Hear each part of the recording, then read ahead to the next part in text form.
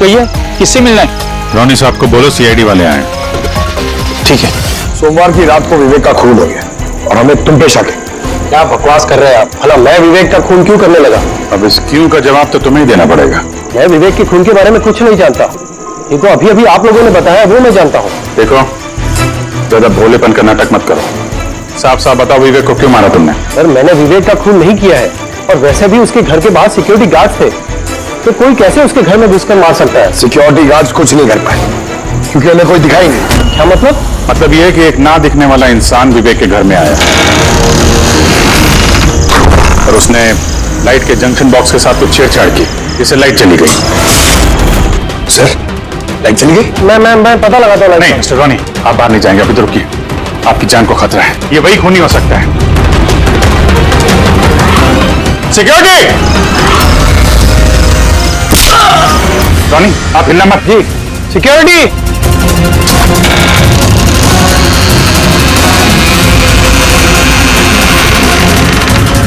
कौन है उधर?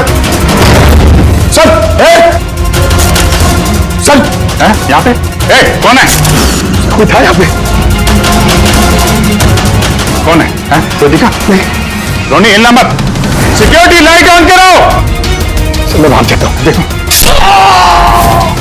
Oh no, Pankaj!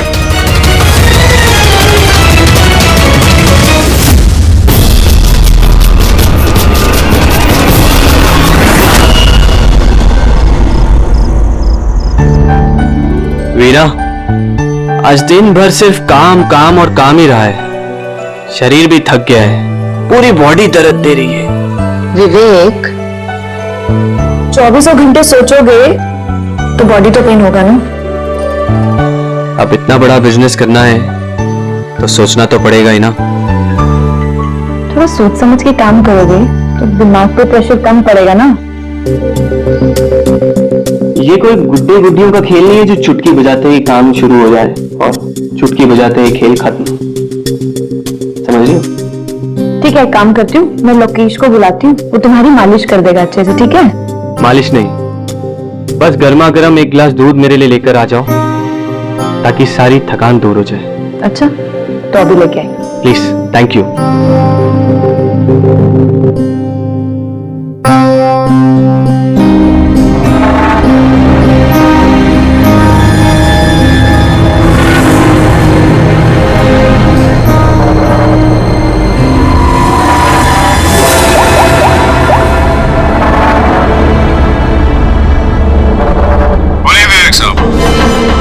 सब ठीक ठाक है? हाँ साहब, सब ठीक है, एकदम ट्रैक पे है। काम हो जाएगा ना? आपको जुबान दिया साहब, काम हो जाएगा। जो भी तुम्हें सही लगे वो सब करो, तुम्हें पूरी छूट है, मगर उसको फिक्स कर दो। आप चिंता मत करो साहब, वो तैयार हो जाएगा। उसको तैयार करना मेरे बाएं हाथ का काम है। गुड।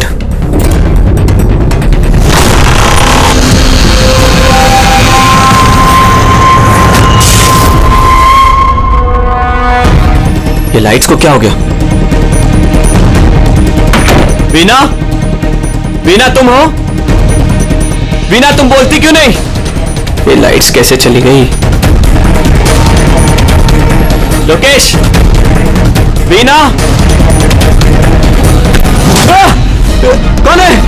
कौन है यहाँ पे? वीना, मजाक मत करो। देखो, देखो, मैं अंधेरे से नहीं डरता। विवेक साहब, विवेक साहब, विवेक साहब, लोकेश, वीना, लोकेश, जल्दी आओ, कोई है कमरे में। विवेक साहब, दरवाजा खोलिए। विवेक साहब,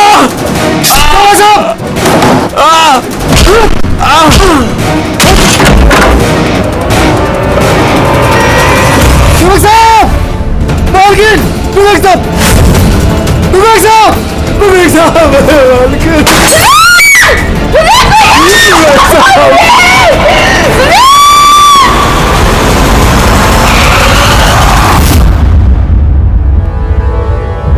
सर, लगता है कई बार चाकू से वार किया है। ये देखिए, कटने का और चाकू घोंपने का निशान है। घाव के पैटर्न देख के लगता है कि घाव चाकू के नहीं है, किसी और चीज से खून किया गया है। ऐसा क्यों लगता है सर आपको?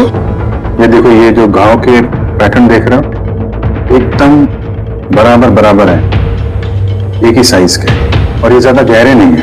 अगर चाकू का घाव होता तो बड़ा होता, गहरा होता, और ऐसे पैटर्न में नहीं बनता। मतलब सर, चाकू जैसा ये कोई छोटा हथियार है और उसे बार बार मार के खून किया। लगता तो ऐसे ही है। आप कहां थे आप जब ये खून हो? साहब मैं नीचे अपने कमरे में था। जब विवेक साहब की चीखने की आवाज सुनी तो मैं दौड़ के ऊपर आया। साहब मैंने दरवाजा खोलने की बहुत कोशिश की, लेकिन दरवाजा अंदर से बंद था। विवेक साहब अंदर से जोर जोर से चिल्ला रहे थे, इसलिए मैं दरवाजा तोड़ के अंदर गया और मैंने देखा कि जब दौड़ के अंदर आए तो आपने खून को नहीं देखा है? फिर यही तो अजीब है साहब, खूनी दिखा ही नहीं। दरवाजा बंद था अंदर से? हाँ साहब।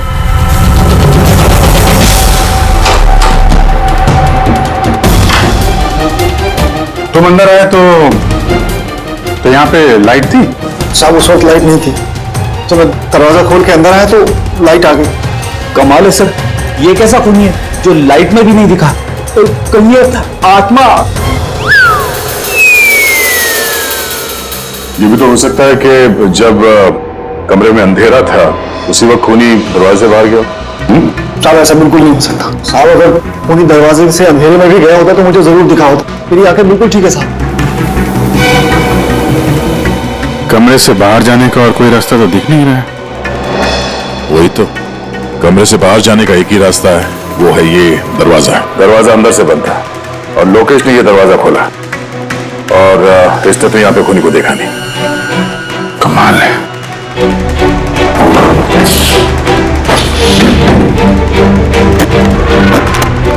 खूनी अंदर से बंद है, यहाँ से तो खूनी आ नहीं सकता। तो खूनी अंदर कैसे आया? और फिर बाहर जाते हुए किसी को दिखा नहीं? सर, मेरी दादी एक भूतिया कहानी सुनाती थी। पंकज, एक तो ये कहानी नहीं है, हकीकत है, और ये भूतिया नहीं है। सर ये हकीकत है, लेकिन भूतिया लगता है ना। कोई यहाँ पर आता है, बिना हथियार के खून करता है और चले जाता है। कहां से? जाने का तो यही एक रास्ता है, ये दरवाजा।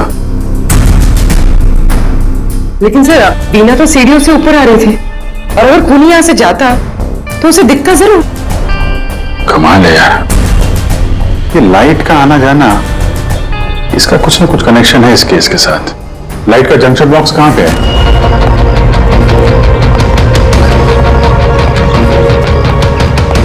सर यही जंक्शन बॉक्स है।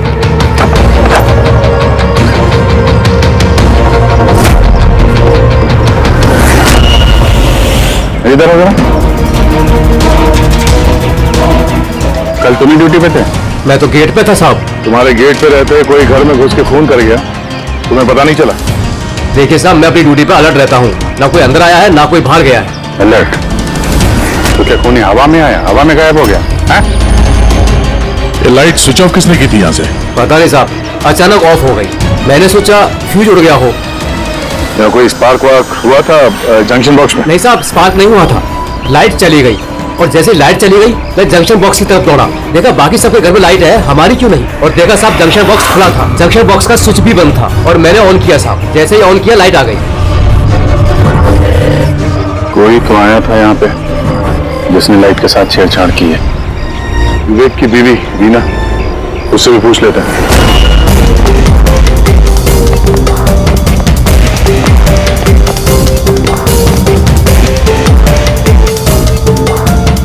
वीना जी, हमें मालूम है ये बड़ा मुश्किल समय है आपके लिए, पर हम लोग भी थोड़े हैरान हैं कि यहाँ पे सबके रहते हुए विवेक का खून हो जाता है और किसी ने भी खूनी को देखा नहीं। सर इस बात का जवाब मेरे पास भी नहीं है। मैं खुद हैरान हूँ, खूनी कहाँ से हवा बनकर आया और कहाँ चला गया।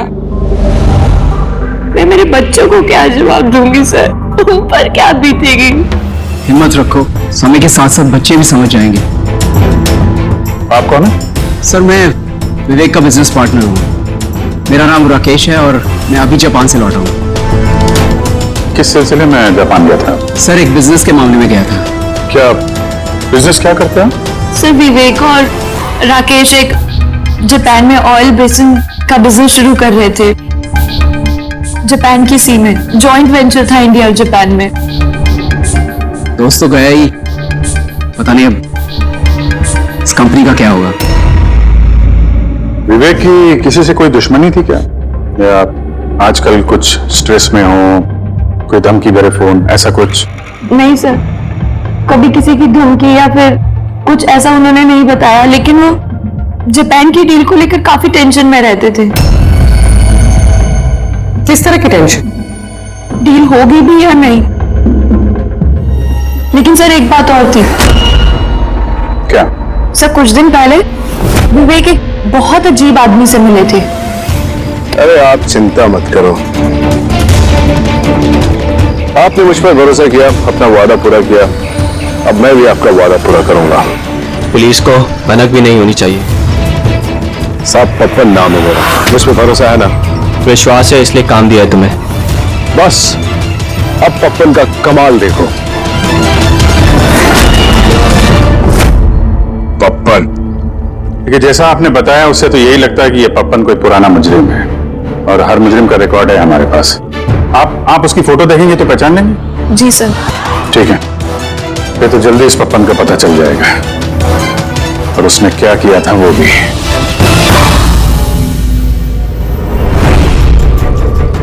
आप लोगों का शक एकदम सही बस, ये खून चाकू से नहीं हुआ। तो फिर किस हथियार से हुआ जो कोई भी देख नहीं पाया, यहां तक कि लोकेश को भी वो हथियार दिखाई नहीं पड़ा? हाँ बॉस, हथियार भी नहीं नजर आया, और कमाल की बात है खूनी भी दिखाई नहीं दिया। ये तो पहली हो गई, खून हुआ, खून ही नजर नहीं आया। घाव चाकू जैसे हैं लेकिन खून चाकू से नहीं हुआ। पहेली तो है अभिजीत, और इस पहेली को सॉल्व करने के लिए आप लोगों को कड़ी मशक्कत करनी पड़ेगी। देखो बस, हम लोग आत्मा में तो विश्वास नहीं करते, लेकिन साइंस से कुछ भी किया जा सकता है, और मुझे लगता है किसी मॉडर्न साइंस की टेक्निक का इस्तेमाल किया गया है इस खून में। हाईटेक खूनी? हाईटेक ही हो सकता है, वरना ना दिखने वाले खूनी को लाइट्स ऑफ करने की क्या जरूरत है? माना कि ये खूनी हाईटेक है, मगर कहीं ना कहीं उंगलियों के निशान तो छोड़े होंगे ना उसने? बिल्कुल है। तो फिर सर, जो क्राइम सीन से हमने उंगलियों के निशान लाए थे, उनमें से एक निशान खूनी के भी होंगे। होने चाहिए थे, लेकिन अफसोस की बात यह है कि है नहीं। आप लोग जो भी फिंगरप्रिंट्स लेके आए, उसमें सिर्फ विवेक और उसकी पत्नी के फिंगरप्रिंट्स हैं, जो एकदम क्लियर है।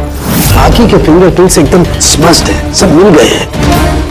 ऐसा लगता है जैसे किसी ने ग्लव्स पहन करके दरवाजा खोला और बंद किया।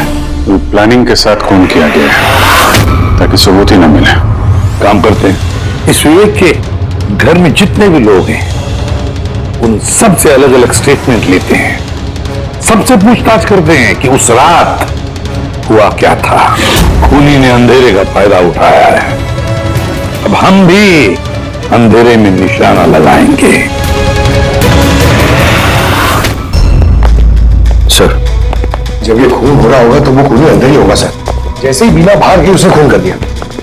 ये थ्योरी हो सकती है पंकज, अगर लाइट नहीं गई होती तो फिर सब दो खूनी होंगे, एक लाइट ऑपरेट कर रहा होगा और अंदर खून कर रहा होगा। मगर जिसने लाइट ऑफ करी वो कहां था? वहां पे तो गार्ड खड़ा था, उसने बोला ना उसने किसी को अंदर आते देखा ना कोई बाहर गया। सर लेकिन जब वीना बाहर गई थी तो उसने दरवाजा खुला हुआ देखा था सर, तो हो सकता है कि दरवाजे के ऊपर उसकी उंगली के निशान हो। खूनी यहाँ भी चालाक निकला। सारों के साहब ने बताया ना, यहाँ कमरे के अंदर हमें एक भी फिंगरप्रिंट्स नहीं मिले, एक भी। उसमें हैंड ग्लव्स पहने होंगे सर, इसलिए शायद नहीं मिले। हैंड ग्लव्स तो पहने ही होंगे। विवेक की बॉडी यहाँ पड़ी थी, मतलब यहाँ कहीं खड़ा होगा। 1 मिनट यहाँ खड़े होना जरा पंकज।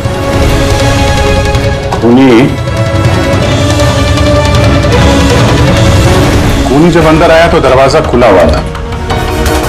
जैसे ही लाइट गई, खूनी अंदर आया, उसने दरवाजा बंद किया, अंधेरे में उसने विवेक का खून कर दिया। क्योंकि जब मुकेश आया था तो ये दरवाजा अंदर से बंद था। हाँ सर, खूनी अंदर ही होगा सर।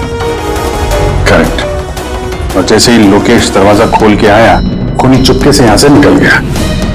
लेकिन अगर खूनी यहां से गया है तो लोकेश तो वहीं खड़ा था, उसे तो दिखना चाहिए था ना खूनी।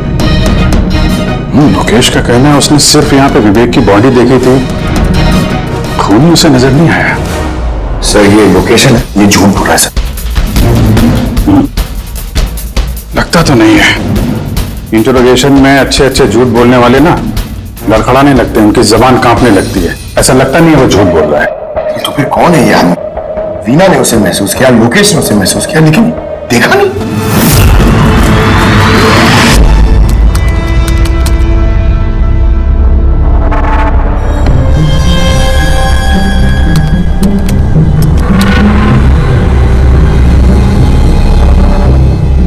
सर मरने से पहले विवेक ने जिस नंबर पे फोन किया था वो नंबर एक दिन पहले चोरी हो गया था और अब वो अनअवेलेबल आ रहा है। अनअवेलेबल है तो जो पप्पन का होगा दया, पप्पन का नंबर होगा। क्या पता चला उसके बारे में? सर पूरी ट्रेस कर रही है, उसका क्रिमिनल रिकॉर्ड भी चेक करिए सर, बहुत जल्द पता चल जाएगा। यही है। यही सर। हाँ सर ये देखिए सर, हमारे रिकॉर्ड्स में तो कई सारे पप्पन हैं, लेकिन वीना के बताए अनुसार ये वही आदमी जिसकी हमें तलाश है। सर ये वही आदमी है जिसे मैंने विवेक के साथ देखा था। हमारे रिकॉर्ड के हिसाब से तो ये मुजरिम बहुत ही खतरनाक है सर, खूनी है। और अगर विवेक ने इसे पैसे दिए हैं तो जरूर खून किया होगा इसने। और अभी ये बेल पे बाहर है और पुलिस स्टेशन पे हाजिरी देने के लिए जाता है रोज। कौन से पुलिस स्टेशन में जाता है ये हाजिरी देने के लिए?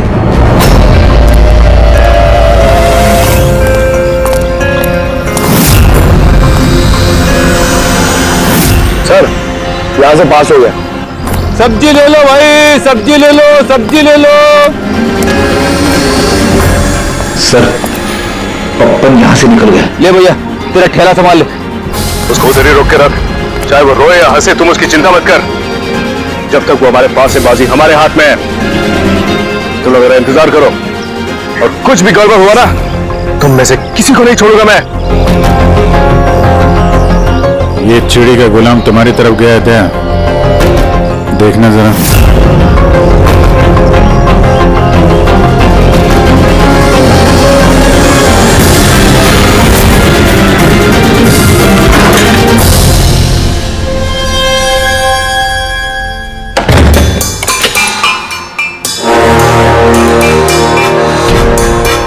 कैसा लगा हमारा इनविटेशन भरत साहब? देखो देखो आप लोग जो कोई भी हो, मुझे और मेरे बेटे को छोड़ दो। मैं आप लोगों से रहम की भीख मांगता हूँ। Okay fine. एक काम कर, मुझे तुम यहाँ पर रोक लो, लेकिन मेरे बेटे को छोड़ दो। मुझे ना तो तुम चाहिए ना तुम्हारा बेटा। मैं चाहता हूं कि तुम विवेक सर की बेट पास करो। विवेक सर खुश तो मैं खुश। ये पॉसिबल नहीं है। मैं इंडियन मिनिस्ट्री में एक एम्प्लॉय हूँ। माना कि सारे कॉन्ट्रैक्ट मेरे जरिए पास होते, लेकिन मैं ऐसे ही किसी कंपनी का कॉन्ट्रैक्ट कैसे पास करवा दूं सर? मिस्टर भरत, तुम ना मामले की गंभीरता को नहीं समझ रहे हो। तुम्हारे बेटे के साथ क्या हो सकता है ये तुम सपने में भी नहीं सोच सकते। सपने में तुम भी नहीं सोच सकते कि अब तुम्हारे साथ क्या होने वाला है। सर मैं मिनिस्ट्री की तरफ से काम कर रहा था। जितनी भी सेल बिड इंडियन फर्म्स की तरफ से होती है उसका इंचार्ज था मैं। चीनी और जापानी कंपनी के पास अपने देश में नीलामी का कार्यालय था, लेकिन सभी भारतीय बोलियां उनके पास आई। किसी विदेशी कंपनी को भी कॉन्ट्रैक्ट मिला था क्या? नहीं सर, इसके बारे में सभी की कॉमन राय थी, क्योंकि भारतीयों के पास चीप लेबर और रॉ मटेरियल इजीली अवेलेबल था, इसलिए दूसरी विदेशी कंपनियों को कॉन्ट्रैक्ट मिलना मुश्किल था सर। सर इस नीलामी का चक्कर तो समझ में आ गया। इस विवेक ने नीलामी को अपने फेवर में करने के लिए इनके बेटे को किडनैप किया, मगर विवेक को किसने मारा होगा और क्यों? ये काम तो जरूर किसी इंडियन कंपनी का ही है जो विवेक का कॉम्पिटिटर था। इसी चक्कर में हुआ ये सब। वो लिस्ट लाए ना आप, जो विवेक के अलावा इंडियन वीडियोस थे? ये सब जैसा आपने कहा था, आपके अकॉर्डिंग ये मैंने लिस्ट तैयार की। Thank you. कार्तिक, विवेक, इन दोनों के अलावा राकेश, प्रमेश, शिवानी, रोनी और नवीन। अच्छा भरत जी, इनमें से आपको कौन लगता है जो विवेक के खिलाफ बोली लगाने वाला सबसे ज्यादा? सर यानी ऐसा कोई आदमी जो विवेक के ये बिड जीतने से दुखी हो या फिर उसे कोई नुकसान हो।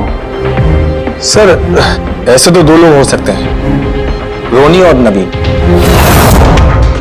रोनी और नवीन, तो तुम मिल लो, इस रोनी और नवीन से पूछताछ करो उनसे, पता तो चले है कौन ऐसा जो बिना दिखे भी खून कर सकता है।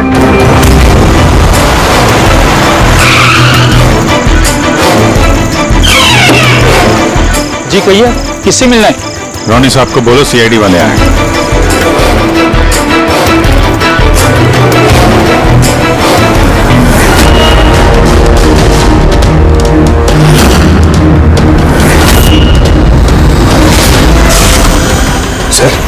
लाइट चली गई? मैं पता लगाता हूँ। नहीं मिस्टर रोनी, आप बाहर नहीं जाएंगे, अभी तो रुकिए, आपकी जान को खतरा है, ये वही खूनी हो सकता है। सिक्योरिटी! रोनी आप हिलना मत। सिक्योरिटी! सर यहाँ कोई है? कोई है? सर यहाँ कौन है इधर? कौन है? मिस्टर रोनी आप हिलना मत। सर मैं देखता हूँ, देखो। पंकज! ओ नो, रोनी! साहब सबको क्या हुआ? एक मिनट, बाहर जाते हुए कोई दिखा था क्या? नहीं सर मैं वहाँ जंक्शन पे गया, लाइट ऑन की और देखा कि हमारे दूसरे सिक्योरिटी गेट के पास बेहोश पड़ा हुआ है और मैं अंदर आ गया सर। हेलो सर, हम रोनी को बचा नहीं पाए। He's dead. ऐसा कैसे हो सकता है अभिजीत? खून तुम्हारे सामने हुआ और तुम कह रहे हो कि तुमने खूनी को देखा तक नहीं? हाँ सर, पहले तो हम सुनी सुनाई बातों पे यकीन कर रहे थे, पर यहाँ तो हम लोग वहां मौजूद थे सर, कोई नहीं दिखा। मतलब विवेक के खून की जैसा? हाँ सर। ये किस तरह का खूनी है सर, जो है मगर दिखाई नहीं देता? नहीं तो, पर इतना पक्का है कि मैंने वहां पे कुछ शैडो जैसी देखी थी, कुछ अजीब सी, एक्सप्लेन करना मुश्किल हो रहा है मगर। सांके यार, फोटो से कुछ पता चल रहा है तुझे? बस लगा हुआ तो हूँ, शायद कुछ हाथ लग जाए, लेकिन एक बात पक्की है, ये खून भी वैसे हुआ जैसे इससे पहले कोई खून हुआ है। ये देखो, बस ये देखो, यहाँ फोटो में ये हल्की सी रोशनी में ये कुछ आकृति दिखाई दे रही है, शैडो जैसी, बिना आकार के। ये क्या है, ये समझ में नहीं आ रहा है। सालून के साथ मैं पहले से कह रहा था, ये जरूर कोई आत्मा है।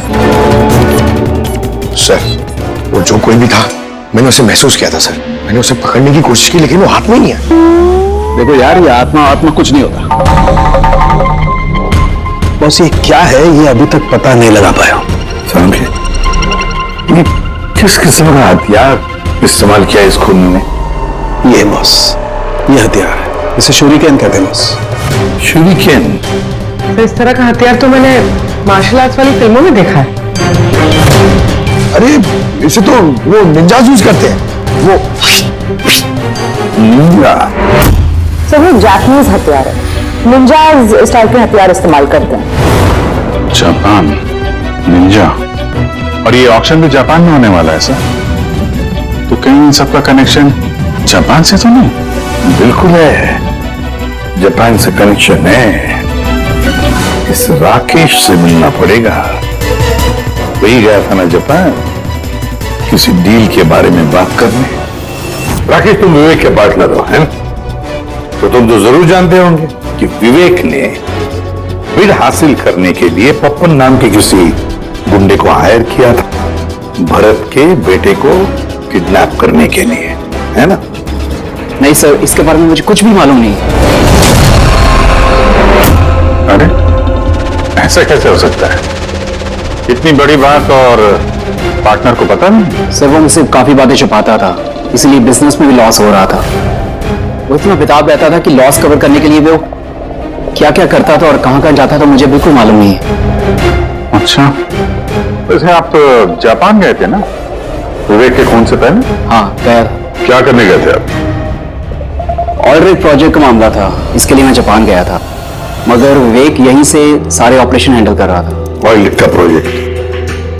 क्या क्या प्रोजेक्ट था, जरा डिटेल में बताओ तो सही। जापान में एक द्वीप है जिसे ऐतिहासिक और पवित्र माना जाता है। वहां के लोग ऑलड्रिक प्रोजेक्ट को लगाने के लिए मना कर रहे थे। पवित्र समंती द्वीप। क्या पवित्र है उस आइलैंड में? कुछ पुराने योद्धाओं को वहां पे दफनाया गया था, जैसे समुराइज, रॉनिन्स और निंजास। सामुराई, रोनिन, निंजास, पुराने योद्धाओं को दफना दिया था वहां पर। सर ये कोई इत्तेफाक है या कुछ और? ये जो निंजास है ये पुराने दौर के हथियार थे सर जापान में, पर आज भी काफी लोग इन लोगों को मानते हैं।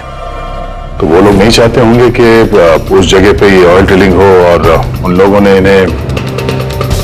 हाँ हो सकता है दया, हो सकता है, पर ये भी तो हो सकता है कि इन लोगों की आपसी दुश्मनी, कोई बिजनेस राइवल।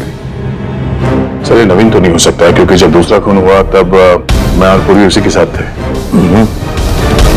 तो फिर ये बचे 3 बिडर्स, शिवानी, प्रमेश और कार्तिक, तीनों को बुला लेते हैं यहां पर। कार्तिक, प्रमेश, शिवानी, तो तुम 3 भारतीय थे विवेक के साथ बिड करने में जापान में, मगर डील हमारे हाथ में आई नहीं, और इसी वजह से विवेक और रोनी का खून हुआ है। कार्तिक आप कहाँ थे जब ये दोनों खून हुए? सर मैं मीटिंग में ही था, आप मेरे एम्प्लॉय से पूछ सकते हैं सर। और प्रमेश? सर मैं सामाजिक व्यक्ति हूँ, और सर इसके अगवा सर वो अफसर हैं, और सर जिस वक्त खून हुआ वो उनका साथी था सर। तो ये भी तो हो सकता है ना, ये खून तुम लोगों ने करवाया? सर हम क्यों खून करवाने लगे, सब अपने अपने नसीब का खाते हैं सर। और डील नहीं हुई तो क्या हुआ सर, कभी ना कभी कोई ना कोई डील तो हो ही जाएगी। वैसे आप कहाँ थे शिवानी जब ये खून हुआ? सर मैं जापान गई थी। और क्या करने गई थी आप जापान में? सर एक मजबूरी आ गई थी। मजबूरी? कैसी मजबूरी? सर कुछ विदेशी कंपनियां हमारी भारतीय कंपनियों के बारे में गलत अफवाहें उड़ा रही थी, उसी वजह से भारतीय कंपनियों को बहुत ही चिंता हो रही थी। तो हम वहां उनकी चिंता दूर करने गए थे और ये बताने गए थे कि भारतीय कंपनियां सबसे बेहतर होती हैं। और वैसे भी सर हमने अपनी बिड्स विड्रॉ कर ली थी, तो फिर हम क्यों मारेंगे उन्हें? और बिड्स विड्रॉ करने की कोई खास वजह? सर वजह सर ये थी कि हम लोग अपनी जिंदगी में सब टेंशन नहीं चाहते हैं, और सर हम लोग किसी भी तरह का कोई रिस्क नहीं चाहते हैं। सर हम लोग को सर जो भी मिल रहा है सर हम उतने में खुश हैं।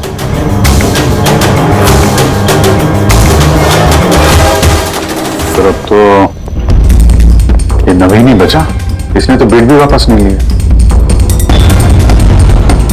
तो कहीं नवीन ने तो नहीं ये सब किया? तो फिर ये भी तो हो सकता है कि अगला शिकार नवीन ही हो। नवीन, तुमने बिड क्यों नहीं कैंसिल की जब सारे लोग पीछे हट गए थे? ऐसे कैसे मैं पीछे हट जाता हूँ? इस कॉन्ट्रैक्ट को पाने के लिए मैंने कितने महीनों मेहनत की है पता है तुम्हें? मुझे लगा कि अगर ये कॉन्ट्रैक्ट मेरे हाथ में आ गया तो मेरी सारी दुनिया बदल जाएगी। अब तो दुनिया से जाने की ही नौबत आ गई है। तुम समझते क्यों नहीं हो? अगर तुम चले गए तो मेरा क्या होगा? डरने की कोई बात नहीं है, हमें कुछ नहीं होगा। सीआईडी की पूरी टीम हमारे साथ है। अरे सीआईडी वालों के सामने वो मार के चला गया, और सीआईडी वाले क्या किए? कुछ नहीं कर पाए वो। सीआईडी की टीम पे भरोसा रखो तुम, हमें कुछ नहीं होगा। पंकज तुम्हें पता है ना हमें क्या करना है? नो वरी, नो, मैं आता हूं।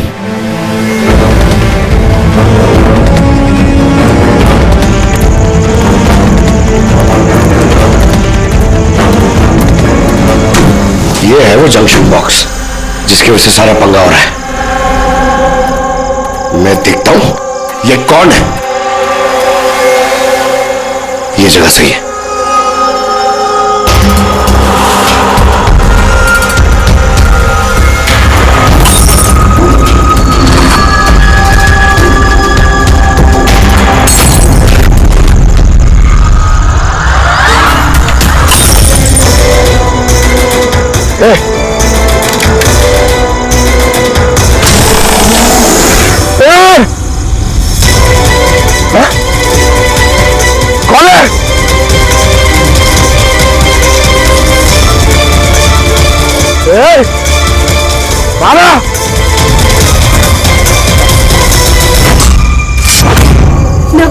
ये लाइट को क्या हो गया? कुछ नहीं हुआ। नहीं नहीं, वो आ गया है। कुछ नहीं होगा, कुछ नहीं होगा आपको, प्लीज रिलैक्स हो जाइए।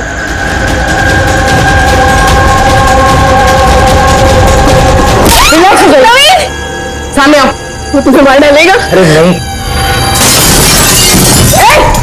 कौन है यहाँ पे?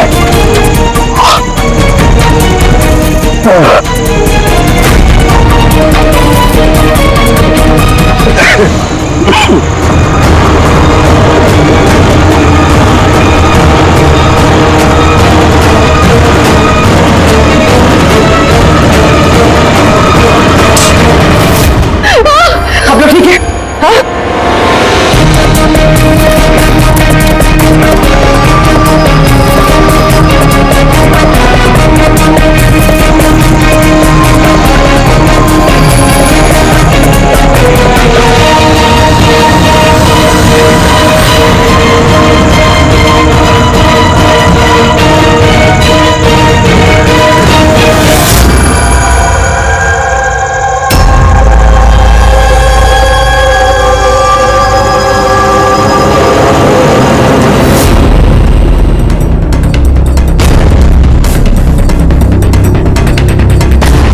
सर, मैंने वहां पर 6 गोलियां चलाई थी।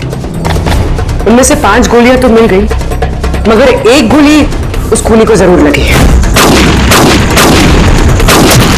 एक गोली खूनी को लगी है तो तुम्हें तो यकीन नहीं सब कैसे कह सकती हो कि 6 में से एक गोली खूनी को लगी है? क्या वहां पे कोई खून वगैरह गिरा था? नहीं सर, खून तो नहीं था वहां पर, लेकिन गोली लगने की आवाज जरूर आई थी। अगर गोली लगी है तो खून तो निकलेगा ही। घर के अंदर ना सही तो घर के बाहर कहीं मिला? नहीं सर, हमने अच्छे से चेक किया था, वहां पर खून था ही नहीं।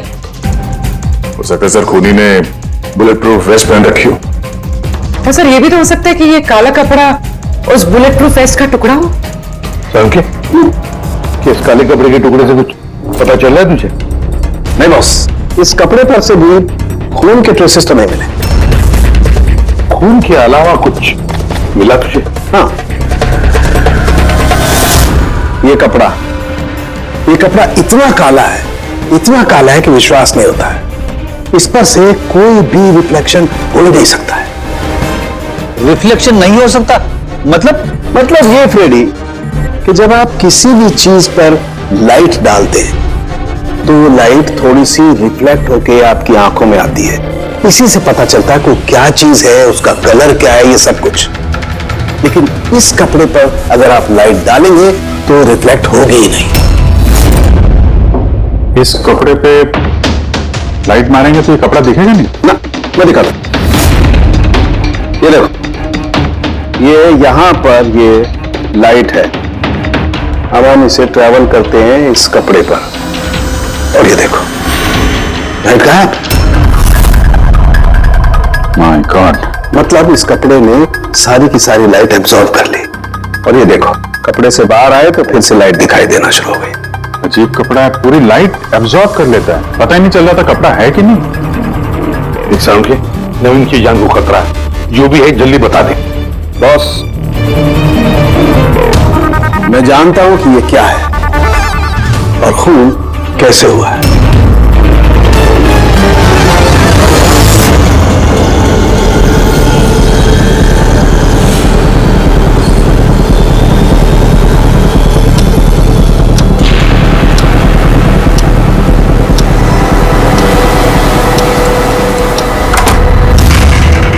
शिखा, क्या हुआ तुम्हें? क्यों इतनी परेशान लग रही हो?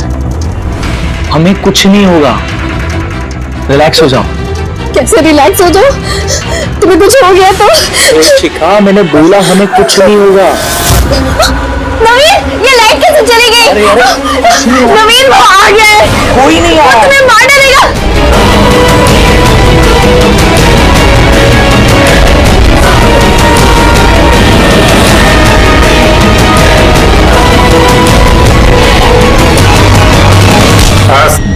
एक गिलास दूध अपने हाथों से लेकर आ जाओ, सारी थकान दूर हो जाएगी। अच्छा, अभी लेकर आती हूँ। Please, thank you.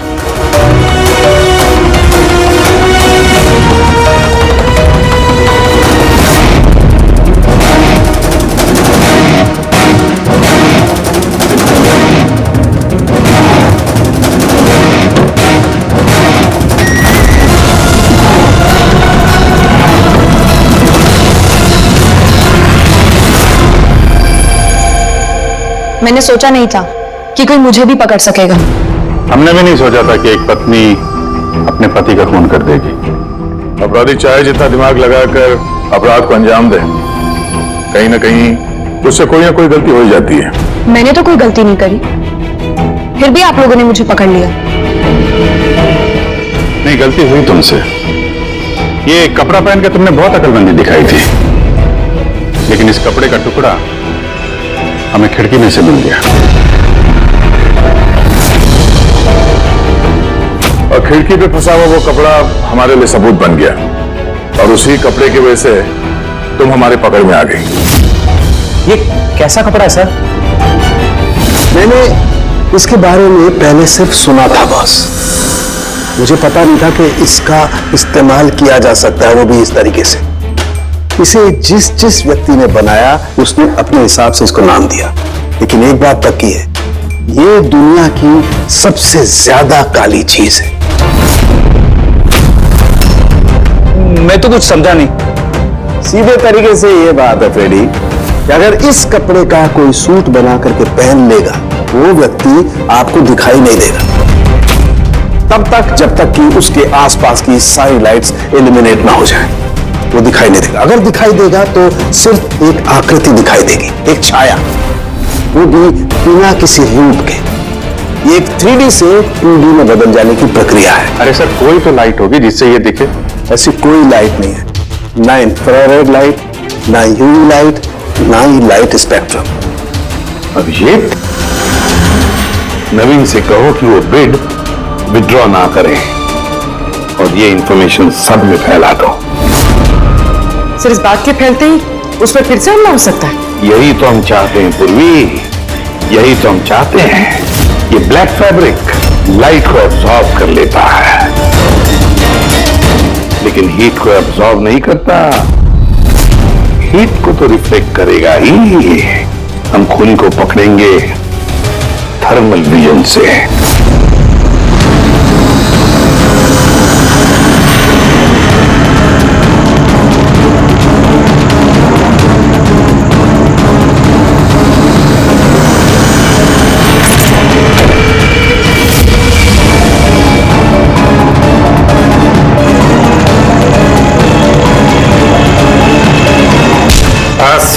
खेल खत्म। किस तरह से इस काली ड्रेस की वजह से तुम्हारा खेल खत्म हो गया? अब जल्दी से बताओ, अपने पति का खून क्यों किया तुमने? नफरत थी मुझे उससे। उसकी बीवी कहलाते हुए भी मुझे शर्म आती थी। क्यों? ऐसा क्या करता था वो कि तुम्हें इतनी नफरत थी? ये जो बिजनेस था मेरे पापा ने उसे दिया था। इतना बड़ा एम्पायर खड़ा करके दिया उसे, और वो उसे मिट्टी में मिलाने की कोशिश कर रहा था। गुंडों के बदौलत कॉन्ट्रैक्ट लेता था। तुम्हारा मतलब है कि वो खुद अपना बिजनेस खराब कर रहा था? कर नहीं रहा था, कर दिया था। मेरी फैमिली बैंक करप्सी की गिनती में थी। बिजनेस खराब चल रहा था तो उससे बातचीत करती, उसे समझाती, उसे जान से मारती। मैंने उसे बहुत समझाने की कोशिश की थी, पर वो नहीं समझा और मजबूरन मुझे ये कदम उठाना पड़ा।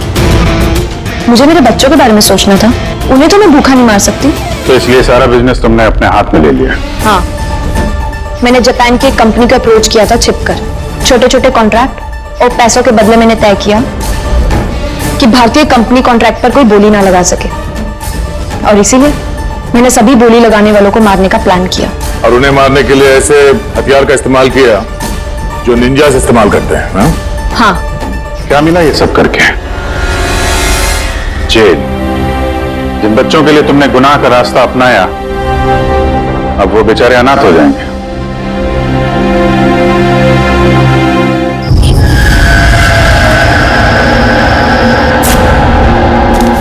हाँ दी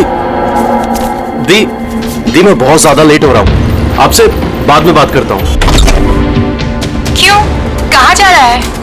हाँ दी, मैंने आपको बताया तो सही, मुझे एक्चुअली नॉर्थ अमेरिका के एक रेन फॉरेस्ट में फोटोग्राफर का असाइनमेंट मिला है। उसी सिलसिले में मुझे अर्जेंट जाना पड़ रहा है दी।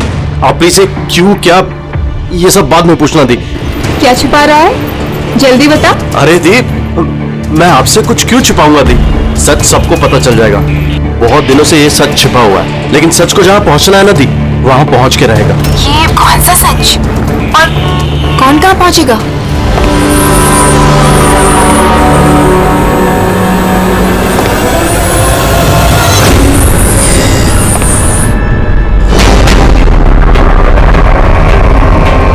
मायादी, मेरे पास बिल्कुल टाइम नहीं है। एक्चुअली मुझे लग रहा है कोई है यहाँ पे। बहुत कुछ हुआ है दी, बहुत कुछ हुआ है, लेकिन मैंने वही किया जो मुझे सही लगा। केतन, साफ साफ बात कर, क्या हुआ है? इस वक्त मेरे स्टूडियो में कौन आ सकता है? दरवाजा खोल दीप। कोई दरवाजा खोल रहा है। केतन, जल्दी खोल, बनना कौन है? हेलो, क्या हुआ? खुलता है कि नहीं? हेलो केतन भाई। देखो, आगे मत बढ़ो। कहाँ है वो फोटो? मैंने क्या किया है तुमने? बोलो। केतन, केतन, मैंने कुछ नहीं बोल दे, नहीं तो मरेगा तू। प्लीज आगे मत बढ़ो। फोटो कहाँ है? जल्दी बोल दे, बता दे। नहीं, मैंने कुछ नहीं किया। तू आज देखो, मैंने कुछ नहीं किया। तो बैठेगा आगे बढ़ो।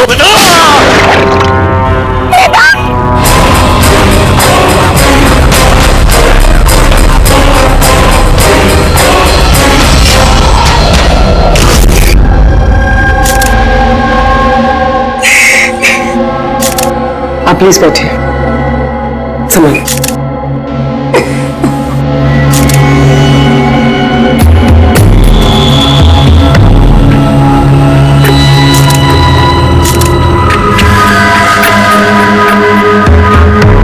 ये क्या?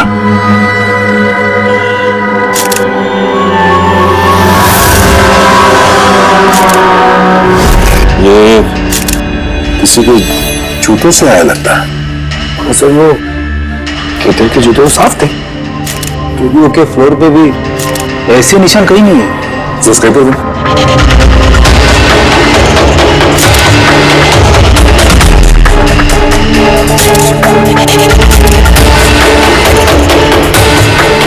तो मिट्टी या टी-शर्ट तो नहीं लगता, ऑयल जैसा कुछ है। एक काम करो, स्टूडियो में जितने भी फिंगरप्रिंट सब उठा लो।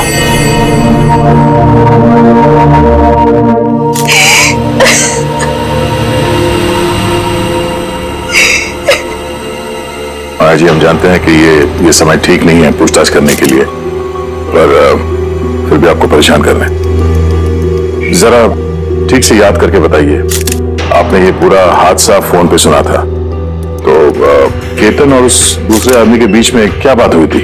वो आते ही बुरी तरीके से केतन को मार रहा था। वो चीख रहा था, चिल्ला रहा था, चीजें इधर उधर टूटने की आवाजें आ रही थी। कुछ नहीं किया। देखो, आगे मत बढ़ो, मुझे कुछ नहीं मालूम। हाँ, वो कुछ फोटोज के बारे में बातें कर रहा था। सर, ये माया जो कह रही है कि केतन का खून उस वजह से हुआ है, एक एविडेंस की वजह से। एविडेंस क्या वो फोटोग्राफ था?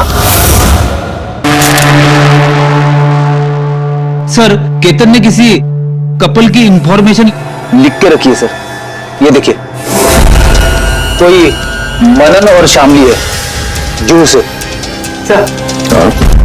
सर ये देखिए, कैलेंडर पर 14 अप्रैल 2018 ये डेट मार्क की है, द एनिवर्सरी। ये तो आज की डेट है। इसका मतलब है आज के दिन कुछ होने वाला था जिसके बारे में केतन जानता था। उसका मोबाइल फोन चेक करो, देखो आखिरी बार किससे बात हुई थी उसकी।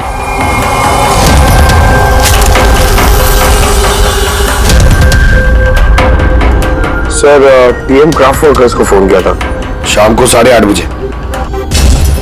TM craft workers?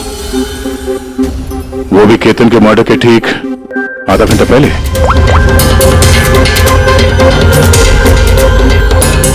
Hello, TM craft workers? जी बोलिए। हाँ, केतन ने आपको फोन किया था। किसने फोन किया था? आप कौन? मैं उसका दोस्त बोल रहा हूँ। हाँ, उनका फोन तो आया था। ये पूछने के लिए फोन किया था कि उनका गिफ्ट टाइम से डिलीवर किया कि नहीं। गिफ्ट? कौन सा गिफ्ट? एक फोटो फ्रेम था मनन और शामली के लिए। उनकी 25th वेडिंग एनिवर्सरी थी, तो उनको फोटो फ्रेम बना के डिलीवरी करना था। मनन और शामली, उनका घर का एड्रेस मिल सकता है? अर्जेंट है।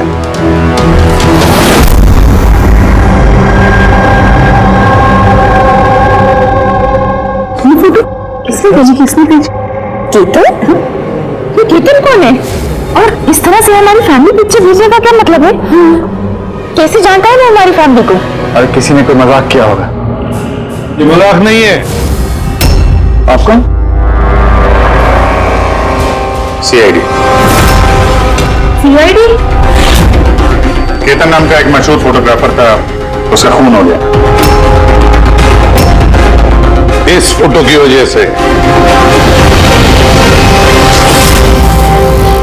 पर सर, एक फोटोग्राफ के चक्कर में कोई किसी का मर्डर क्यों करेगा? लेकिन सर, हम तो किसी केतन को जानते भी नहीं। केतन को नहीं जानते तो फिर उसने आप लोगों की फोटो आप ही को क्यों भेजी? पता नहीं। पर हमने तो कभी ऐसी फोटो खिंचवाई भी नहीं। और ना ही ऐसी दीवार हमारे घर पर है। सर, हमने तो कभी नहीं देखा। देखिए ना सर, ये नकली फोटोग्राफ लग रहा है। आप खुद ही देखिए, इसमें दीदी है, जीजा जी है। सर, खाली कुर्सी रखने का क्या मतलब है इसका? सर, हमें तो लगता है कि किसी ने गलत तरीके से फोटो बनाकर हमें बेच दी है। गलती से नहीं, जानबूझकर आया है आपके लिए ये, और वो भी अपनी जान कुर्बान करके।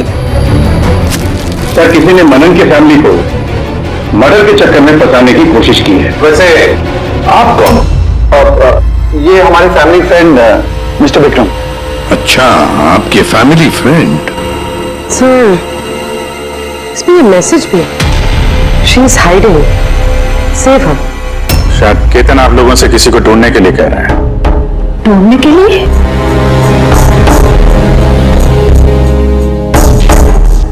सर, ये फोटो तो मेरी बेटी रिया जैसी लग रही है। सर, पता नहीं किसका हाथ पकड़ कर खड़ी है। देखो ना, ये हमारी बेटी जैसी ही लग रही है। ये रिया नहीं है। ये रिया नहीं है। ये येलो कलर की ड्रेस मेरी रिया नहीं पहनी थी जब वो गायब हुई। लगता है केतन रिया को ढूंढने के लिए कह रहा है। ये रिया है, देखो ना। ये रिया नहीं है। एक मिनट, कब से गायब है आपकी बेटी रिया? 12 साल। 12 साल? सर, ये 12 साल के बाद कोई किसी की इंफॉर्मेशन क्यों देगा? रिया, 12 साल से रिया गायब है। कोई ना कोई वजह तो जरूर होगी ये फोटो भेजने की। सर, कोई वजह नहीं है, ये सिर्फ एक कोइंसिडेंस है। अब 12 साल के बाद अचानक कहां से रिया की इंफॉर्मेशन मिल गई उसे? सर देखिए, ये रिया हो ही नहीं सकती। रिया की मौत 12 साल पहले हो चुकी है। ये रिया कैसे हो सकती है? ये रिया ही है। मैंने देखो ना, ये हमारी बेटी रिया ही है। आपके पीछे पड़ी है रिया ही। संभालिए अपने आप को। देखो तो। अरे जाओ जल्दी।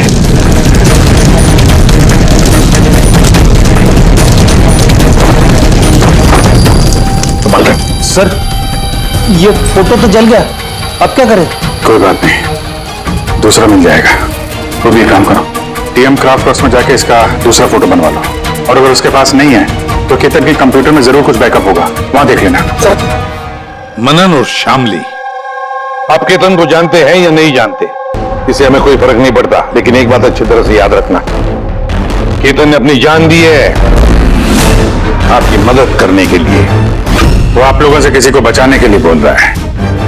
कोई छिपी हुई है, उसे ढूंढने के लिए बोल रहा है। और वो कौन है और कहां छुपी है वो तो हम ढूंढ ही लेंगे। एक बात अच्छी तरह से याद रखना, जितने भी लोग यहां पर हैं, उनमें से कोई भी ये शहर छोड़कर नहीं जाएगा जब तक हमारी तहकीकात पूरी नहीं होती। हमें तुम सब पर शक है, सब पर। एक मिनट के लिए मनन, शामली, आयशा और विहान इनके इस नकली फोटोग्राफ को बाजू में रखते हैं और उनके पीछे जो दीवार है उन पर कंसंट्रेट करते हैं, ये फ्रेम्स और ये जो पीछे लिखे हुए नंबर्स पर। अब शामली ने इशारा किया था इस फ्रेम पर, 3 नंबर वाली फ्रेम पर, पीले रंग का फ्रॉक पहनी हुई और किसी का हाथ पकड़ा हुआ है उस लड़की ने। श्यामली को एकदम से लगा सर ये फोटो में ये बच्ची उनकी खोई हुई बेटी रिया है। और फिर ये message, she is hiding, save her. लेकिन सर विक्रम तो बार बार कह रहा था कि रिया मर चुकी है। हो सकता है ये मैसेज रिया के बारे में हो सकता है वो अभी जिंदा हो। बिल्कुल हो सकता है पूर्वी, बिल्कुल हो सकता है। और शायद केतन यही कहना चाहता है इन लोगों को, मनन के फैमिली को, कि शायद रिया जिंदा है और उसे मदद की जरूरत है। लेकिन सर उसे इतनी मेहनत करने की क्या जरूरत थी? फोन कर देता सीधे और बोल देता जो भी बोलना है रिया के बारे में, या फिर पुलिस को इन्फॉर्म कर देता। सर हो सकता है उसे किसी ने डराया धमकाया हो और तभी तो मजबूर होकर उसने ये सब किया है। केतन ने तो अपना फर्ज निभाया है और हम उसकी मेहनत को बेकार नहीं जाने देंगे। पूर्वी एक काम करो, ये पूरा का पूरा फोटोग्राफ किसी अच्छे फोटो लैब में लेकर जाओ और ये पीछे टंगी हुई जो छोटी छोटी फ्रेम्स है ना, उनको अच्छी तरह से चेक करो। और ये भी देखो ये जो वॉल है पूरी, क्या वो फोटोशॉप तो नहीं की गई है? और रिया के लापता होने की एफआईआर की कॉपी भी चाहिए हमें। केतन मनन की फैमिली को तो नहीं जानता था, तो ऑब्वियसली रिया को भी नहीं जानता होगा।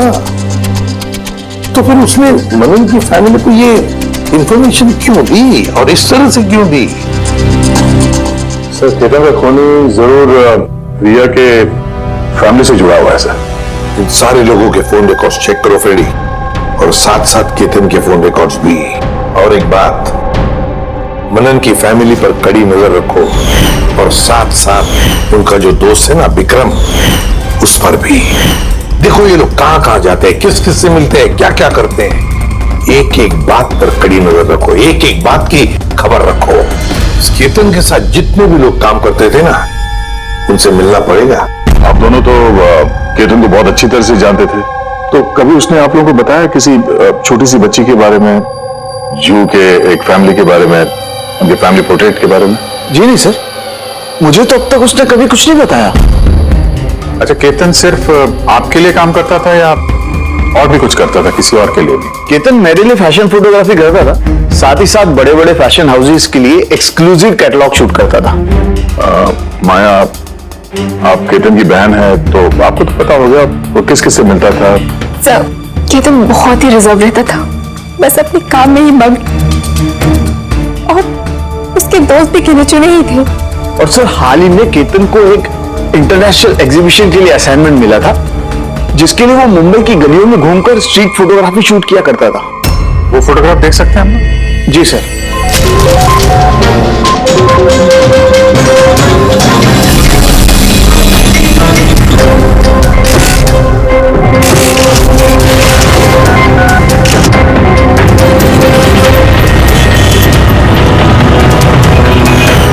इतना अच्छा पोर्टफोलियो बनाया था सर, एग्जीबिशन में सबमिट ही नहीं किया। बहुत परेशान हो गया था वो।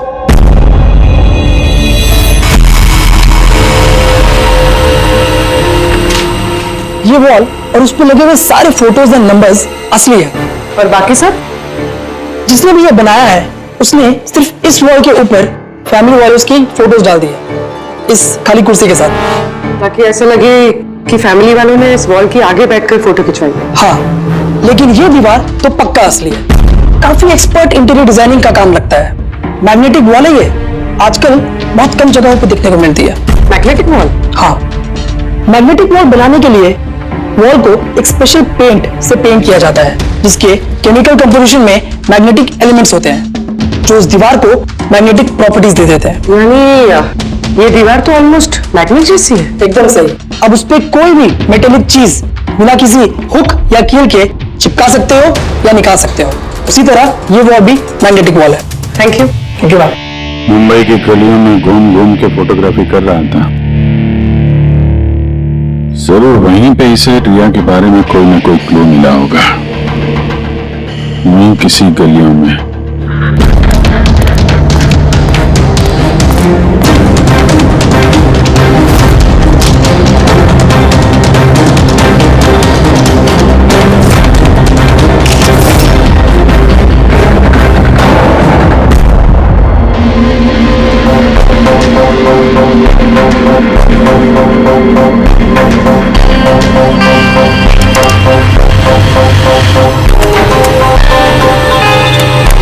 तो ये बात है।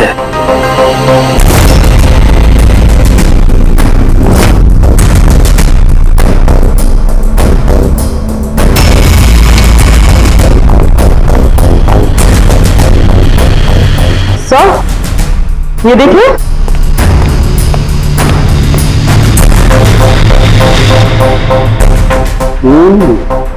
Good job Tarika. Thank you. क्या मिला? बॉस एक खास चीज मिली है। दया तुम्हें याद है, तुमने मुझे कुछ चिकना सा पदार्थ ला करके दिया था जो तुम्हें क्राइम स्पॉट पे से मिला था, याद है? सर ये वहाँ क्राइम सीन पर मिला।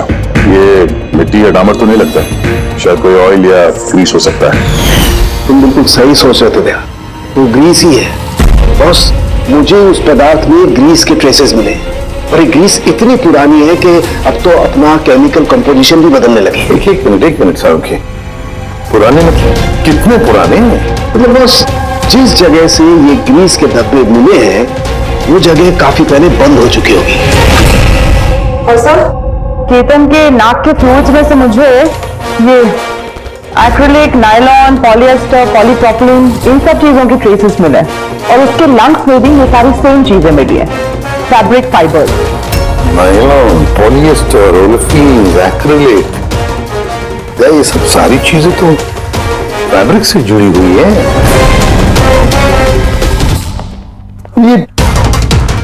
ये तो एक फोटोग्राफर था। हाँ सर, जिस जगह पे ये रहता है इसके घर के आसपास कोई फैक्ट्री वगैरह भी नहीं है, तो फिर एक कपड़े के रेशे इसके लंच में कैसे घुस गए? हो सकता है ऐसी जगह पे आता जाता हूँ। हाँ बॉस, कोई फैक्ट्री, कारखाना, मिल, और बार बार जाता होगा सर, तभी ये पॉसिबल है। बार बार जाता होगा कि तुम ऐसी जगह पे, पर क्यों, किस लिए? सर शामली डिप्रेशन में चली गई है, वो घर से बाहर ही नहीं निकलती। और विक्रम और विहान मिलते रहते हैं, पता नहीं उन दोनों के बीच क्या बहस होती रहती है। और ये विहान वकीलों से जाके मिल रहा है। वकीलों से? हाँ सर, और आयशा अपनी किसी फ्रेंड्स के घर जाती रहती है, लेकिन उसकी जो ये फ्रेंड है उम्र में काफी बड़ी है, मुझे नहीं लगता कि उसका इस केस से कोई ताल्लुक है। और ये जो मनन है ना, केतन के बारे में पता लगाने की काफी कोशिश कर रहा है। अच्छा, तो फ्रेडी वो जो फोन कॉल के रिकॉर्ड जो ट्रैक किए थे, क्या पता चला? कुछ नहीं पता चला सर, उनके जो रजिस्टर्ड मोबाइल नंबर है उसमें कुछ नहीं है। प्रोग्रेस सर्टिफिकेट निकालिए। हाँ सर जैसे कि मैंने फोन पे बताया था, वो दीवार असली है सर, मैग्नेटिक वॉल। हाँ सर केतन ने ये सारी फोटोज उस वॉल पे लगाकर वो फोटो ली है, और फिर उस पर वो फैमिली वाली फोटो फोटोशॉप कर दी। सर उस वॉल का पता लगाने में ज्यादा टाइम नहीं लगेगा, इंटीरियर डिजाइनर का काम है, और ये वॉल पे मेटालिक पेजेस लगे हुए हैं। बस तो फिर ये सारे फोटोग्राफ्स आर्किटेक्ट्स और डिजाइनर्स के ऑफिसेज में भेज दो, पता चल जाएगा किसने ये मैग्नेटिक वॉल बनवा लिया था।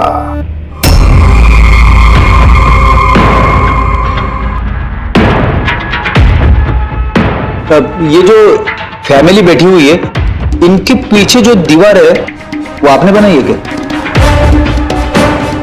सर एक एनआरआई इंटीरियर डिजाइनर है, वो अपने बोल्ड और क्रिएटिव डिजाइन को लेकर काफी फेमस है, हो सकता है उसी ने वो बनाई हो। ऑफ कोर्स ये मेरे ही डिजाइन्स है, मैजिक लाइफ एड लैब्स के लिए डिजाइन की थी मैंने। इट्स अ मैग्नेटिक वॉल, ये सारे नंबर्स मैग्नेटिक मटेरियल के हैं जिसे बिना कोई हुक या कील के लगा भी सकते हैं और निकाल भी सकते हैं। लेकिन मेरे डिजाइन्स के हिसाब से ये सारे सीरियल नंबर्स में थे, जैसे 1 2 3 4 5 6 7 8 9 10। हाँ मगर मैम इसमें तो नंबर्स 1 3 2 0 6 7 8 9 ये ऐसे कैसे? सर शायद केतन ने किया, लेकिन उसने इस वॉल की फोटो क्यों ली? ये तो अब मैजिक लाइफ एड लैब वाले ही बताएंगे। सर यही है वो वॉल जिसकी आपने हमें फोटो दिखाई थी? हाँ सर, और वॉल पे फोटोज के जो एक्चुअल नंबर थे वो ये थे सर। फोटोज में जो भी चेंजेस थे वो केतन ने किए थे सर। केतन, ये नंबर्स तो ऑर्डर में थे ना, फिर तुमने सिर्फ 3206 को चेंज कर उसके नीचे स्पेसिफिक फोटोज क्यों लगाई है? कुछ नहीं, वो पजल्स बना रहा हूं, नंबर्स और फ्रेम्स को मिला के। एक इंटरनेशनल एग्जीबिशन है, उसी के लिए।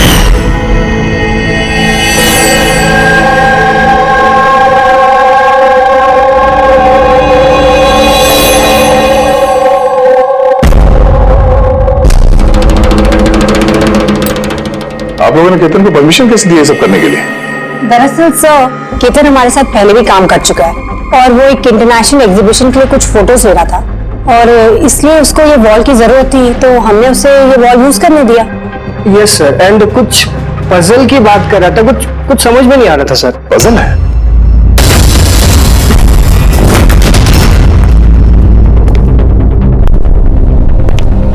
नंबर्स में पजल? उस पोर्ट्रेट में 3206 था और उसके नीचे जो फोटोग्राफ्स हैं, तो वो फोटोग्राफ्स ही पजल तो नहीं? हो सकता है केतन हमें उन फोटोग्राफ्स के जरिए रिया की कहानी बताना चाहता हो।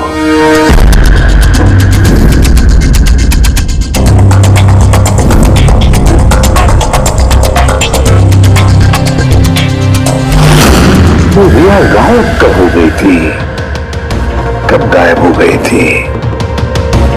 रिया की मिसिंग की एफआईआर है ना? हाँ सर। सर, उसका इस केस से क्या कनेक्शन? वो केस तो सर बहुत साल पहले बंद हो चुका है। पता नहीं क्यों गया, ऐसे लगता है कि रिया की इस एफआईआर से शायद हमारी केस सॉल्व करने में कुछ मिल जाए। FIR 8221 Mumbai MP. एफआईआर का डेट देखो गया, ये देखो 3206। 2006, मतलब ये डेट है? बिल्कुल सही, 3206, 3 फरवरी 2006। दीदी हौसला रखिए। पता नहीं मेरी बेटी किस हाल में होगी। आप लोग मजाक तो नहीं कर रहे? आप वाकई में मेरी बेटी को ढूंढेंगे? वो एक्चुअली जिंदा है क्या? आपकी बेटी जिंदा है, ये सुनकर आपको खुश होना चाहिए, और आप हमसे ऐसे बात कर रहे हैं? मेरी बहन रिया जिंदा है सर। कहाँ है वो? देखिए, हम बहुत नजदीक हैं रिया का पता लगाने के, इसलिए आप लोगों को जो कुछ भी पता है हमें बताइए। आखिरी बार आप लोगों ने उसे कब देखा था, क्या हुआ था उसके साथ, और एग्जैक्टली गायब हुई कैसे वो? लेकिन सर, इन 4 फोटोज का क्या मतलब है? केतन जरूर हमें रिया के बारे में कुछ बताने की कोशिश कर रहा था। देखो ना फोटोग्राफ्स को, ये 3 नंबर का फोटो देखो, इसमें एक छोटी बच्ची रो रही है, किसी बड़े आदमी का हाथ पकड़ के जा रही है। फोटो नंबर 2 में रिया थोड़ी बड़ी हो चुकी है, ऐसे जाली के पीछे जैसे उसे किसी ने उस जाली के अंदर कैद करके रखा है।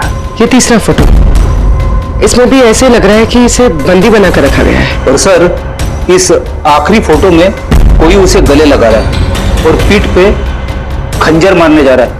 सर, ऐसा लगता है कि केतन इन फोटोग्राफ के जरिए रिया की कहानी बता रहा है। एग्जैक्टली। देखो, रिया बचपन में किडनैप हो जाती है, फिर वो बंदी बनाई जाती है, और फिर जब वो 18 साल की हो गई तो उसे इन जंजीरों में जकड़ के रखा था, और फिर उसे कोई मिल गया जिसने उसे मारने का प्लान बनाया। कोई ऐसा जिस पर रिया विश्वास करती है? मतलब सर, केतन ने जानबूझ के मॉडल्स की ऐसे फोटो बनाई है ताकि सच को सामने लाया जा सके, इसलिए उसने केतन को रास्ते से हटा दिया। रिया बाकी बच्चों की तरह नॉर्मल नहीं थी।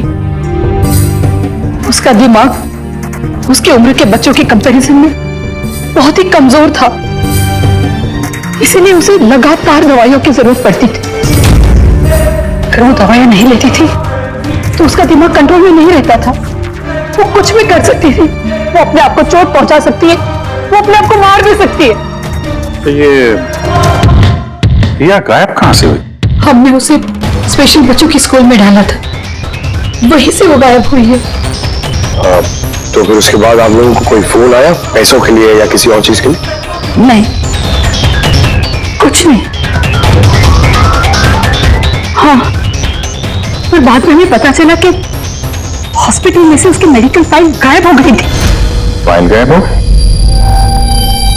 कोई भला ऐसा क्यों करेगा? वो भी ऐसी लड़की की जिसकी दिमागी हालत इतनी नाजुक है। वही तो मैं कह रहा हूं।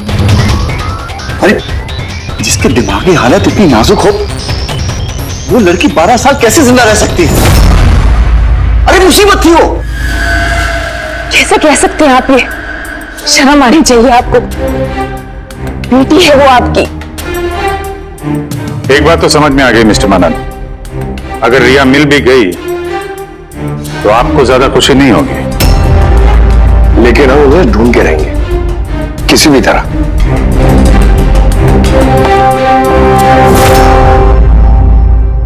दया, इस फोटो को गौर से देखो। देखो रिया बड़ी हो गई है, 18 साल की हो गई है, लेकिन उसके पैरों में जंजीर जकड़े हैं। सर ये पीछे ये खिड़की कारपेट दिख रहा है पीछे। एक्रिलिक, नायलॉन, पॉलिएस्टर, पॉलीप्रोपिलीन, इन सब चीजों की ट्रेसेस मिले। ये सारी चीजें फैब्रिक से जुड़ी हुई है, कारपेट से। ये केतन फोटोज के जरिए ये बताने की कोशिश कर रहा था कि ये रिया किसी पुरानी मिल या फैक्ट्री में है। सर, चौथे फोटो में ऑयल कैन और खाली बक्से। और वो केतन के स्टूडियो में हमें ग्रीस के धब्बे भी तो मिले थे। तो शायद खूनी केतन के स्टूडियो में वहीं से जा रहा था जहां रिया कैद है। तीसरी फोटो में वो कारपेट वाली गली और चौथे में वो फैक्ट्री। सर ये दोनों जगह आसपास होगी। पहले ये पता लगाना पड़ेगा कि कारपेट वाली गली के आसपास कोई बंद पड़ी हुई पुरानी फैक्ट्री है क्या? जो भी करना है जल्दी करना पड़ेगा बॉस, क्योंकि हमारे मनन के घर जाने के बाद खूनी खुद सामने नहीं आएगा। शायद किसी से वो काम करवाएगा।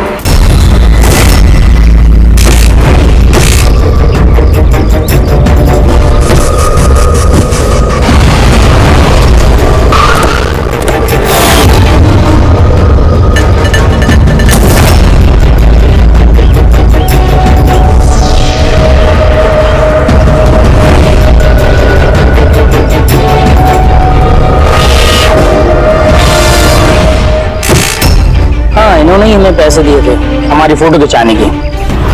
2 दिन के लिए आए थे, तीसरे दिन भी दिखे थे, लेकिन वो शायद किसी का पीछा कर रहा था।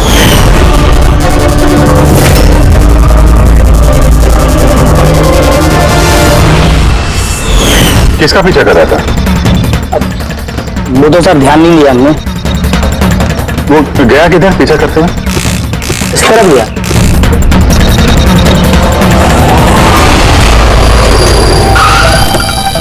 हाँ पहुंच गया हूं मैं, फिक्र मत करो, जिंदा नहीं बचेगी वो।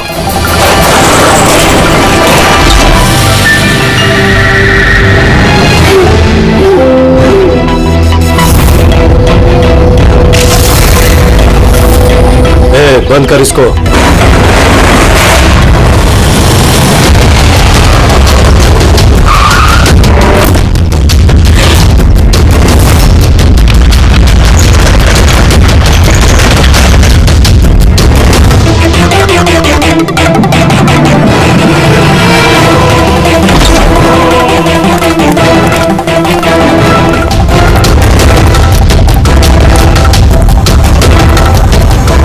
मजबूरी है, बच्ची को खत्म करना पड़ेगा। बच्ची की बॉडी को ठिकाने लगाने के बाद इस सारी जगह को आग से खत्म कर दो, ताकि किसी के हाथ में कोई सबूत ना जाए। यहाँ पे तो कुछ मिला नहीं, चलो दूसरी जगह देखते हैं।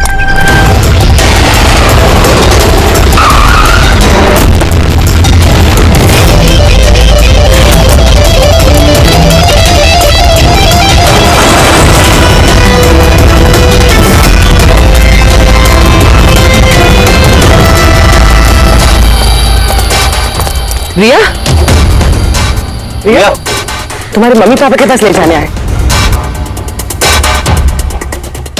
चलो। रुक जाओ।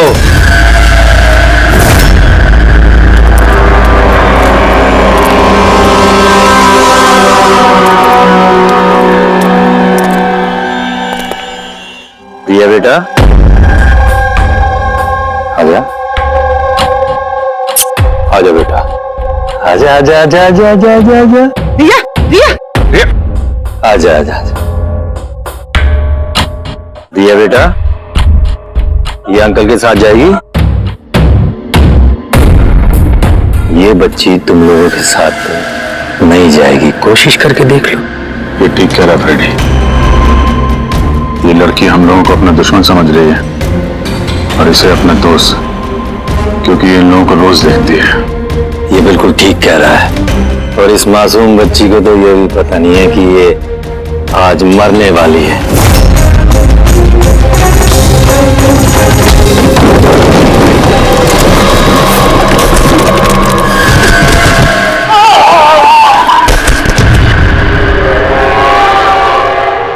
कौन है तुम लोग? किसने भेजा तुम्हें?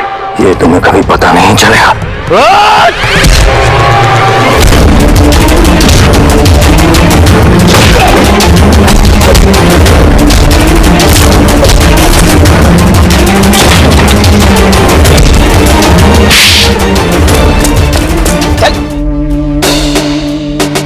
ये तो गया।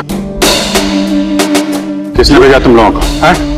सर साहब, मुझे कुछ नहीं मालूम था, सब कुछ नहीं मालूम। जिसको पता था वो तो मर गया।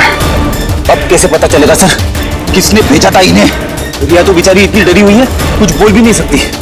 रिया बोल नहीं सकती, मगर पहचान तो सकती है। मतलब रिया ने इस खूनी को पहचाना। क्यों? क्योंकि उसे हर रोज मिलती थी, उसे हमेशा देखती थी, उसे लगता था कि ये उसका अपना कोई है और इसीलिए उसके साथ जाने के लिए राजी होगी। तो फिर रिया उसे भी पहचान लेगी जिसने 12 सालों से उसको यहाँ पे कैद करके रखा है, जो उससे हर रोज बात करता है और जिसने इसे मारने के लिए इन लोगों को यहाँ पे भेजा था। अब रिया बताएगी कि असली गुनहगार कौन है। रिया, जाओ रिया।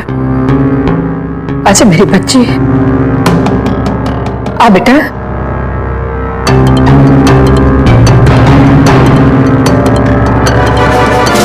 रिया,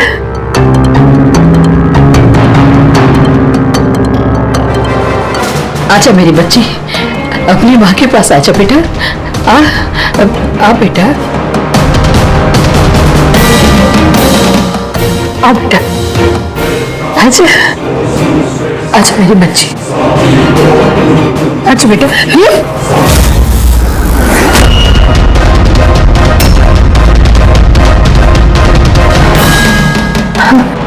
ये तो कमाल हो गया कामली जी, आपकी बेटी 12 साल के बाद आपसे मिलती है, लेकिन आपके पास नहीं,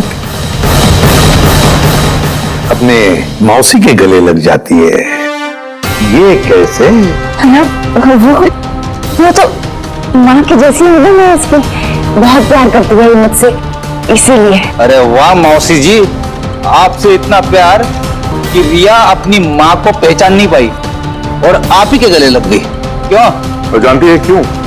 क्योंकि पिछले 12 साल से सिर्फ एक ही शख्स है जो रिया से मिल रहा था, बातें कर रहा था, जिसे रिया अपना समझती थी। ये क्या बकवास कर रही है? मैं क्यों मिलूंगी इससे? मैं नहीं मिली इससे। रिया से बिल्कुल मिली थी, पिछले 12 सालों से मिल रही थी। तो बकवास हम नहीं कर रहे आयशा, बकवास से तुम कर रही हो। हमने तो उस डॉक्टर को भी ढूंढ निकाला जिसकी मदद से तुम पिछले 12 सालों से रिया को दवाइयां देती थी, उसके टेस्ट करवा रही थी। मैं किसी डॉक्टर को नहीं जानती, मैं कह रही हूँ ना आपसे, मैंने कोई मेडिकल टेस्ट नहीं करवाया इसका। बिल्कुल करवाई थी। नहीं, मैंने कोई टेस्ट नहीं करवाया। झूठ बोल रही हो तुम, टेस्ट करवाया था तुमने। मैंने कोई टेस्ट नहीं करवाया, मैं सच कह रही हूँ, मैं किसी डॉक्टर को नहीं जानती। मैं तो इसे 12 सालों से वही दवाई दे रही हूँ जो 7 साल की उम्र से खाती आ रही है।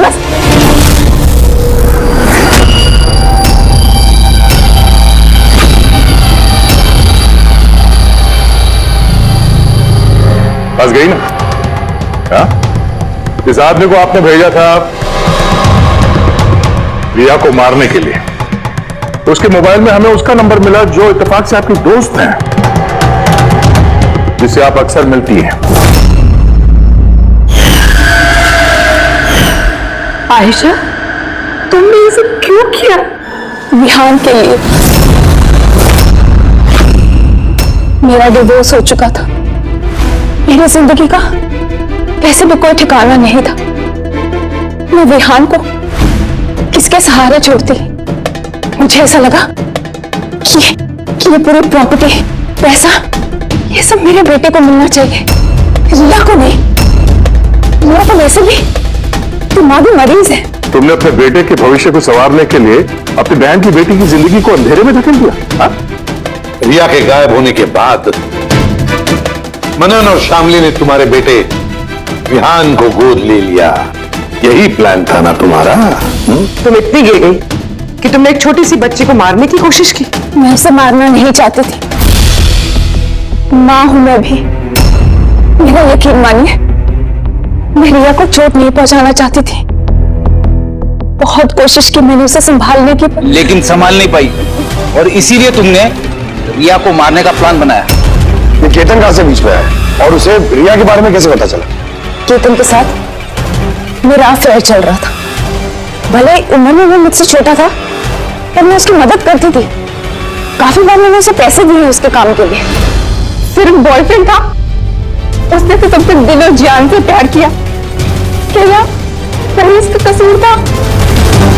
तो तुम्हारा बॉयफ्रेंड था तो तुमने उसे मारा क्यों? वो उस कारपेट वाली गली में एक दिन फोटोशूट कर रहा था। बाई चांस उसने मुझे देख लिया और मेरा पीछा करते करते वो रिया तक पहुंच गया। मैंने उसे बहुत डराया, बहुत धमकाया, यहां तक कहा कि मैं उसका करियर बर्बाद कर दूंगी। लेकिन नहीं, शायद उसमें इंसानियत जाग रही थी, इसलिए मुझे उसे मरवाना ही पड़ा। वाह, बहुत खूब। कैसी मां हो तुम?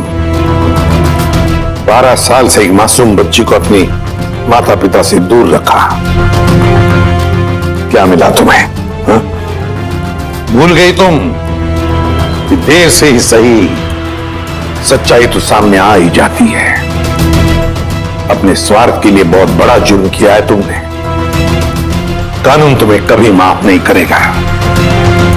कड़ी से कड़ी सजा होगी तुम्हें, कड़ी से कड़ी सजा। इस तरह के और भी एपिसोड देखने के लिए हमारे चैनल को सब्सक्राइब करें और बेल आइकन दबाना ना भूलें।